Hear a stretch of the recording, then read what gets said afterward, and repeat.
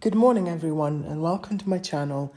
I'm Luke and I do perfume reviews. If you're new here, welcome.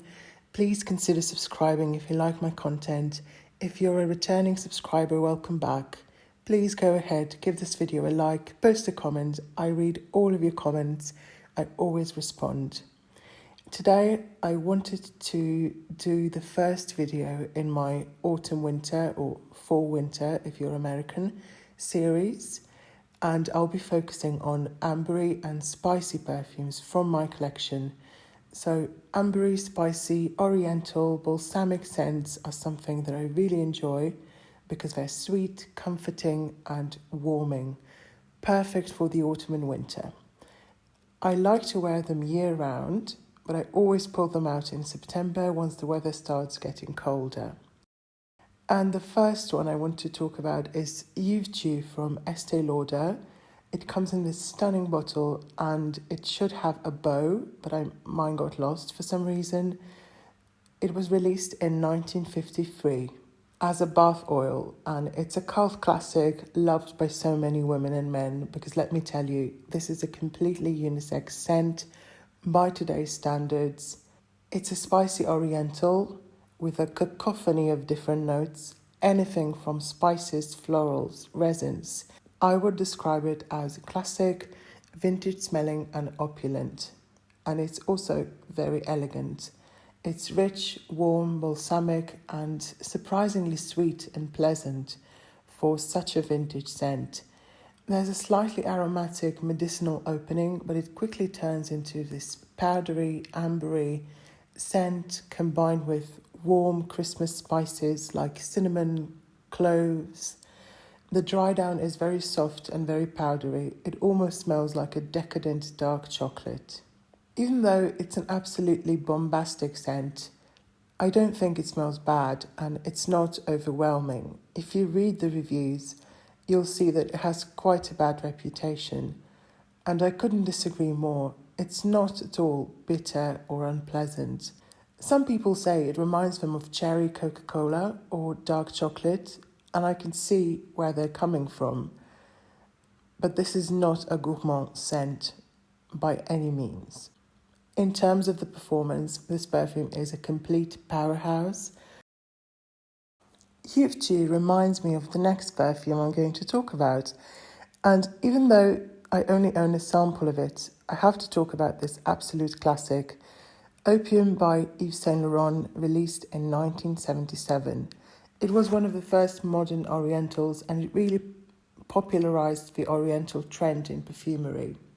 It's a rich spice cocktail on a sweet and smoky ambery base of myrrh, incense, vanilla, patchouli, and so many other notes. Opium influenced many other houses and perfumers to start creating these spice bombs again.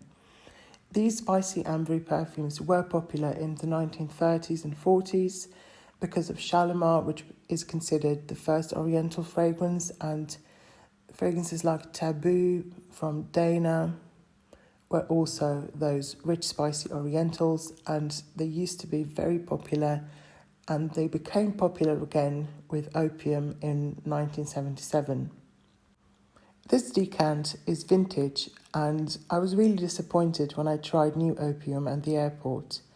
It did smell like opium, but it was very screechy and disharmonious, if you know what I mean. Now, imagine what would happen if you took opium, cut it into quarters, took one quarter and added a bunch of florals, mandarin, peach, vanilla, just to make it a bit softer, a bit less spicy and oriental.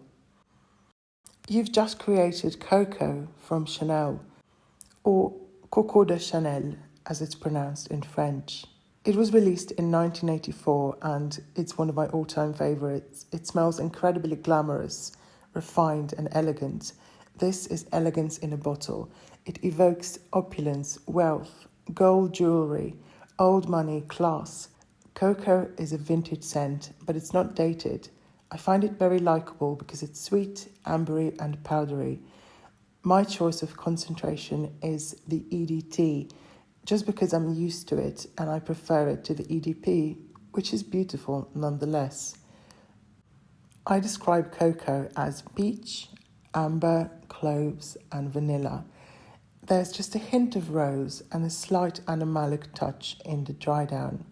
The florals are prominent. I get rose and orange blossom, but the ambery base and the spices always stand out. I would say this is a unisex scent to my nose, but it does lean a bit sweeter than opium. I always get so many compliments when I wear it, and it's always a type of compliment when people just don't know what that scent is and where it's coming from, which tells me that there's an air of mystery to this scent.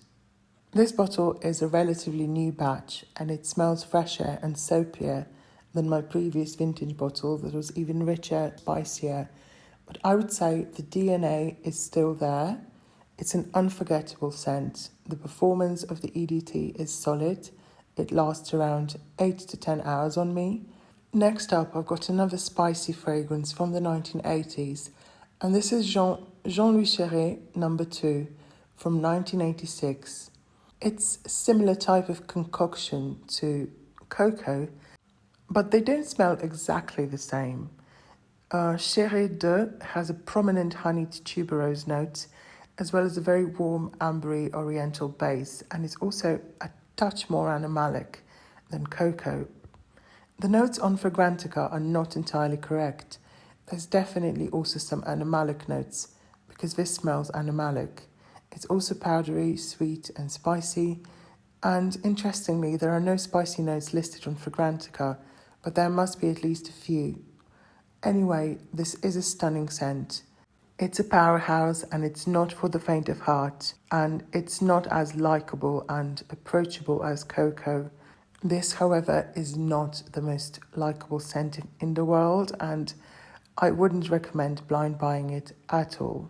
Next up, we've got a masculine scent, at least marketed towards men, and this is Prada Luna Rossa Black from 2018. And I do really like this one. It smells very put together. This is a semi-sweet, musky amber. I don't really smell any other notes, and it smells like a Prada perfume. All Pradas have some sort of signature powdery DNA, and I can clearly smell it in this scent. And it does remind me just a tiny bit of Prada Candy. That one also has that powdery Prada DNA. It's powdery and sweet, but in a classic masculine way. It's not a sharp cologne and it's not too sweet either. It's very sophisticated and it can be worn as a casual scent as well. I really enjoy this one, but this bottle is not mine. I'm sharing it with my brother, who also loves this scent. Here's another one that I've talked about before on my channel, Opium pour Homme. So Opium for Men, the masculine version of Opium that came out in 1995, some 20 years later than the original Opium from the 70s. And this is my bottle. I purchased it 3 years ago. My brother doesn't like this one. As you can see, it's on its last legs, and I'm really scared to run out because I really like this scent. Opium pour Homme is an amber spicy scent, but it smells completely different from the other ambers that I talked about today. It smells completely different from the original Opium. It opens with black pepper and ginger and dries down into creamy balsamic vanilla. It's very unique and it seems to have a big fan base. Most people describe it as an old-fashioned masculine scent, but I don't find it dated at all. Once that initial peppery blast calms down, it's so rich, vanillic and warm, comforting, but also very classic.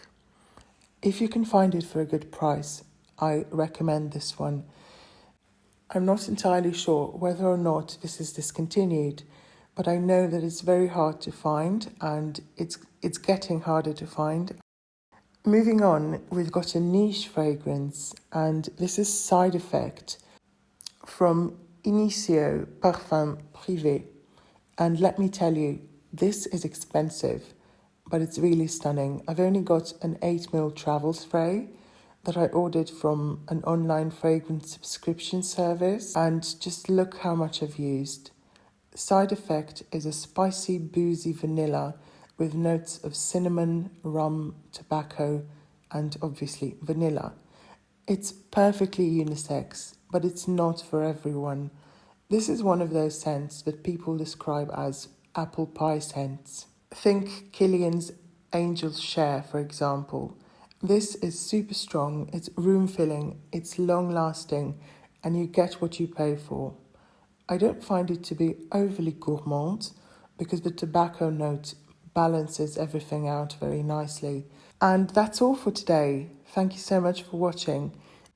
Please give this video a like, leave a comment before you go. Tell me what your favourite amber spicy fragrances are. And I hope to see you in one of our next videos. Thanks for watching. Bye.